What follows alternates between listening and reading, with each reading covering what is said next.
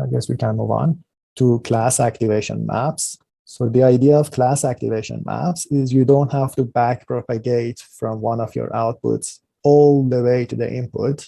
You can stop somewhere in between at some particular layer and then visualize that. Once you arrive at here, you do a linear combination of all of these activities. You map back, you up resolve to the original scale of your original image, and then you can plot it on top of your image. So the difference here is that you are not back propagating all the way back to the input image. You're gonna stop here. Any questions about this? So there is a question, this works for the very last conv layer. This is actually working for, do you remember networking network? At the last layer, you had this global average pooling. So it's working on the global average pooling layer. So it's the last layer. But why did I put it? Why did I put CAM in the framework of taking derivatives with respect to some particular layer? Because then this is going to be generalizable. It doesn't have to be a global average pooling layer. This could be a combination of a bunch of fully connected layers as well. Or it could be this layer. We just need to take derivatives with respect to that layer. But the cool thing about global average pooling is that everything is linear. Those derivatives are going to end up being these weights. So the last layer in a global average pooling, after a global average pooling, is going to end up being a linear function.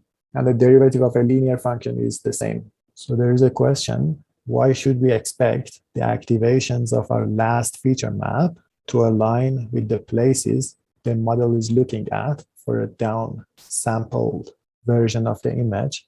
That's actually a good question. It says, if you take your derivatives with respect to a particular layer and you ignore the layers before, aren't you losing information? Why do you expect it to be accurate? The answer is you are not actually getting rid of them or not taking these operations into account. You are actually taking them into account when you are doing your forward pass. What you're doing here is you're equivalently saying that I'm going to stop the gradients from flowing backward from one particular layer to the layers before. But whatever feature maps that you have here are a result of the operations that you did before. And then at the same time, if you remember these convolutions, they have receptive fields. Maybe 3 pixels are going to give you the next output. Then after the next convolution, maybe 5 pixels are going to give you every single pixel on this particular feature map.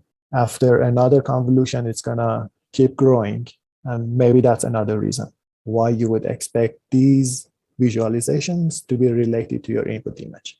Does that answer your question? And empirically, it is actually doing so. If you look at it, these results are really impressive. For instance, your classifier is detecting some text or is focusing on the dog here, etc. Any other questions about this? I think it's a good time to stop. Actually, we are over time. For those of you who want to leave, you can leave. For those of you who want to stay and ask questions, I'll be around. And there's actually one in the chat. So this is exactly the same with grad weighted CAM, but with gap available in the end. Exactly. So what you're seeing here is a special case of grad CAM.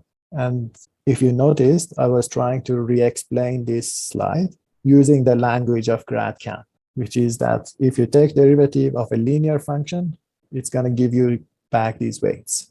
Yes, exactly. The weights are the gradients in the score logit. That's correct. Okay, any other questions?